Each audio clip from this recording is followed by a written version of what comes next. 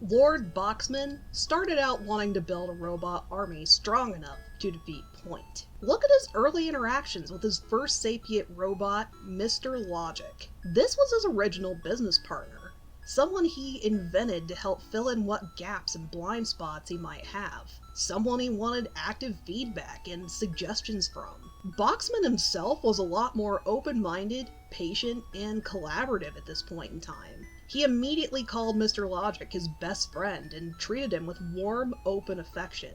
Mr. Logic advised Boxman that he shouldn't immediately jump at his goal because he didn't yet have the manpower or resources to pose a legitimate threat. Instead, Mr. Logic proposed using Boxman's inventing abilities to tweak and improve upon his current inventions, to sell these inventions to other villains, and build a villain supply chain store. With time, hard work, and concentrated efforts, Boxman would eventually have the resources and power to successfully launch an attack later. It was a big picture, long-haul plan. The Mr. Logic Boxman team led to building the main Boxmore company headquarters, and establishing Boxman as a trusted robot minion supplier. Unfortunately, Boxman isn't a big picture man. He didn't stop to consider that heroes could also start up and maintain a hero supply chain. Suddenly, Point wasn't an abstract, someday goalpost anymore. The heroes were right in Boxman's backyard, with the presence of Mr. Gar and the developing Lakewood Plaza Turbo. Boxman thought he had ample time to become an indomitable powerhouse, but if the heroes had the same advantage, he'd never be able to catch up, and had to address that problem now. When Mr. Logic said to ignore Lakewood Plaza, Boxman was too lost in himself to listen. He felt threatened and intimidated enough that it stoked his insecurities and anxieties. When Mr. Logic ventured out to investigate Lakewood Plaza, it could be seen as someone talking to the other that their parent, friends, or whomever paint with broad strokes and demonized. Boxman told Mr. Logic that his role was to fill in the logical inconsistencies with his plans, but he never asked Mr. Logic what he wanted to do with his life. With Boxman, everything was tailored to realizing Boxman's dreams and ambitions. When Mr. Logic spoke to Mr. Gar, it was partly about what the plaza was for, and what Mr. Gar hoped for the future, with the other part inviting Mr. Logic to share his plans for the future. Plans about and for himself, not just the sustainability of Boxmore. After Mr. Logic had his perspective broadened and returned to Boxmore wanting something fundamentally different from Boxman's new "destroy the plaza" direction, it was a straw that broke the proverbial camel's back. Boxman was already knee-deep in plans to stop this new existential threat, to have full control over his environment and his life. When Mr. Logic challenged Boxman's worldview, Boxman saw it as a challenge to him personally. Seriously considering Mr. Logic's arguments here meant that Boxman would have to self-reflect in a way that he wasn't equipped to. So if Boxman had to shave down Mr. Logic's personhood to a black and white concept of obstacle in my way to safeguard his ego, that's what needed to be done. The episode Lad and Logic is a fantastic launchpad to unpacking Boxman's screwed up dynamic with his other children. His creator-robot minion dynamic is an allegory for an emotionally abusive parent that sees their children as extensions of themselves rather than full, autonomous beings with their own wants and desires. Mr. Logic was fully self-actualized and wanted something different than Boxman. Despite what he said out loud, Boxman knew that Mr. Logic was on even footing with him. Everything came down to power dynamics. So when Boxman invented his next set of robots, he opted to be their parent because of the power imbalance he could exploit. Shannon, Daryl, Raymond, and others strictly and obediently follow their father's wishes because they were deliberately conditioned and threatened to. Boxman pits them against each other to vie for his favor. The only TV they're allowed to watch at home are movies he carefully filmed to reinforce his father knows best agenda. It's similar to strict Christian parents banning their kids from watching certain shows or reading certain books because they may contain undesirable properties. Anything that encourages their child to question Christianity or endorses more critical thinking about their household values, period, is a threat to their authority in maintaining a functional household. While Daryl, Shannon, and Raymond seem satisfied with their lives, unconditionally love their father, and gleefully attack the plaza, every time Boxman threatens them with the furnace or yells at them for failing, it's an exaggerated, blunt example of bad parenting. The furnace is a catch-all punishment for not being able to meet or exceed Boxman's expectations with anything and everything. He leaves some amount of ambiguity in his demands so that he can tug the proverbial leash every time he feels he needs to. Granted, it's important to look at everything that led up to Lord Cowboy Darrell. Boxman's most egregious display of favoritism was when he built Boxman Jr. and refused to acknowledge how stung Darrell was. He kept pushing how much stronger, more competent, and better Boxman Jr. was overall. Generally, Darrell's respective relationships with Shannon and Raymond were strong enough to buffer against Boxman's picking favorites tactic. They'll fight each other for Dad's affection, but there was always an implicit understanding that they had each other's backs under normal circumstances. Junior is different in that he had no significant relationship with his other siblings. Only Boxman. And Boxman blatantly showered the newest addition with praise and affection the others never received. Pushed to his limit, Darrell took matters into his own hands and staged an effective coup d'etat against Boxman. Through his disillusionment with his father, Darrell stepped up and became the focused, tight-knuckled business operator that Boxman could never be. Boxman tried to fill the mold that Mr. Logic helped him create and focus on appeasing his board of directors. But his all-consuming obsession with destroying the plaza was always his true life's goal and work. This was such a core part of his character that he was miserable and hollow if he gave up on that goal. In contrast, Darrell can follow orders and do what needs to be done with whatever task he's given. The result of Lord Cowboy Darrell was one potential future of Darrell as a self-actualized villain, without Boxman putting him down and actively demoralizing him.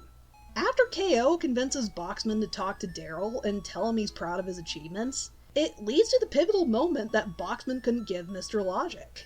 For once, Boxman looked at one of his kids and saw them as a separate, autonomous being rather than an extension of himself. For that brief moment, he placed Darrell on equal footing. Darrell took over Boxmore partly out of spite, but also out of an earnest interest in following in Boxman's footsteps.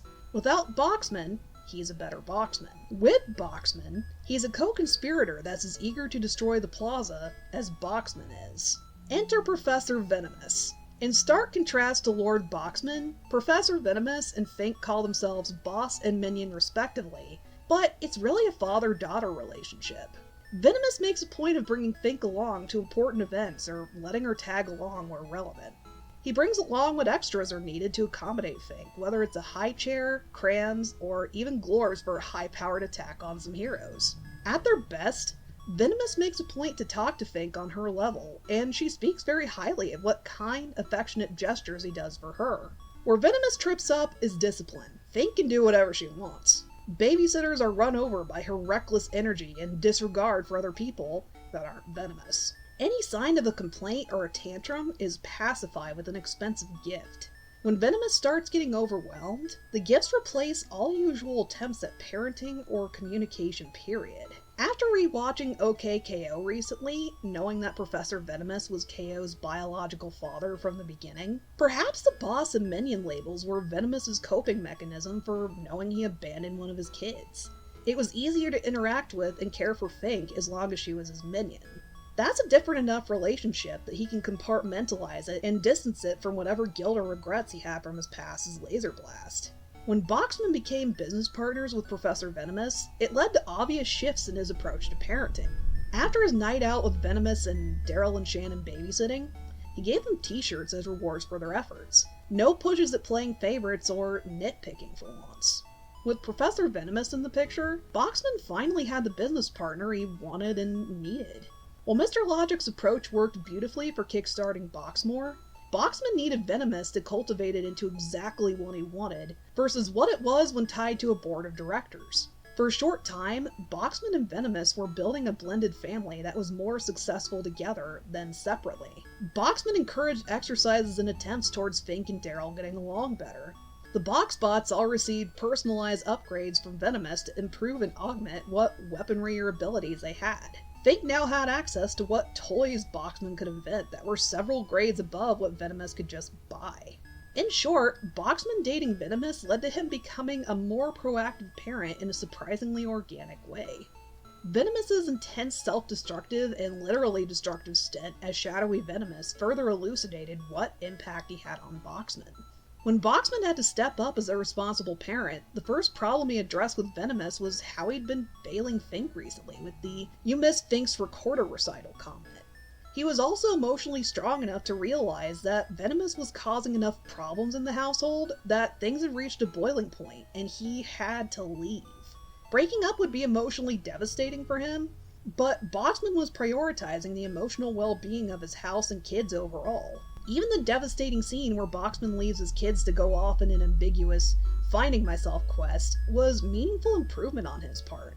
Similarly to his confrontation with Lord Cowboy Darrell, but with all of his kids this time, Boxman told them that they didn't need him. He was cutting the dependent and toxic grip on his apron strings. The Box kids are resilient and capable enough that they could carve out their own path. There's a quote that Boxman brings up in another episode. "I'm a villain. I'm not a monster." In context, the quote was a punchline for a dark joke about Boxman potentially being a cannibal.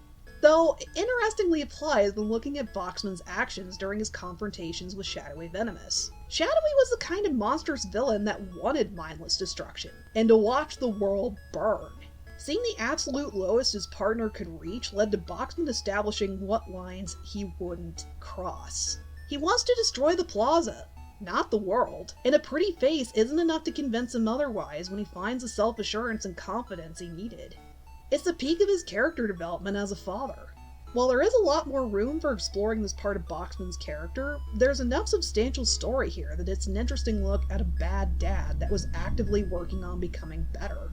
Boxman and Venomous get back together later, but only after Venomous proves that he's working through his bigger issues in a meaningful way with real, tangible results. Over the last several years, there have been several stories tackling generational trauma that include parents realizing their failings and working on course correcting with those failings. This has been a point of contention about a recurring to the point of tired stories in recent Pixar animated movies, and the core of what made Everything, Everywhere, All at Once the powerhouse that it is. It's not too far of a reach to include Boxman as another one of these stories, or even a decent starting place for digging into stories or characters dealing with generational trauma.